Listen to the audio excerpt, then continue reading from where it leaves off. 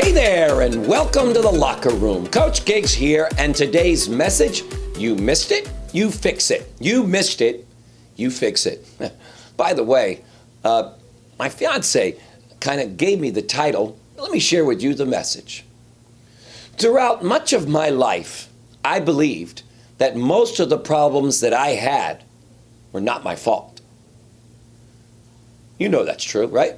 I mean, it was my company that treated me poorly, my ex-wife who cheated on me, the people I worked with who tripped me up. Every time something happened negative in my life, for some reason, it was always someone else's fault, not mine. I'm sure you can understand that. When I would sit down, for example, at the kitchen table to talk with people about protecting the people they love through life insurance, they would tell me things like, I can't afford it, or I want to think about it. And of course, in my mind, they were telling me the truth. So I would call these people back who said they wanted to think about it, and I found out they weren't necessarily telling me the truth. You see, later I would discover that this was not the truth, and the problem was me. Yeah, me? No way.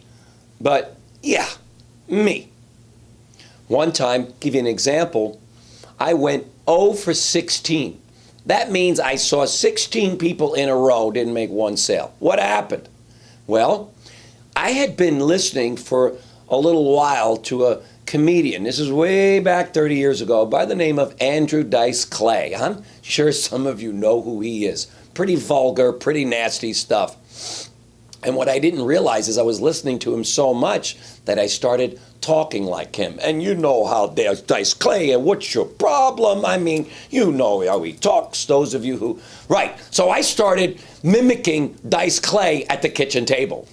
Well, you can imagine, I didn't make any sales. As soon as my manager saw this, he told me to stop doing it. Hence, sales went up again.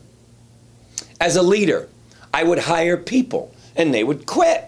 And I would say things like, they just didn't want to work, or they didn't have what it takes. And then I realized much later that it's not that they didn't want to work for my company or didn't have what it takes. They just didn't want to work for me. Yep, comes back to me again. Folks, people don't leave companies, they leave people.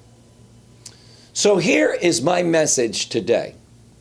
The sooner that you and I realize that if it's broke, it's up to us to fix it. Until then, you will probably continue to have the same results and the same problems, if not worse. You missed it, you fix it.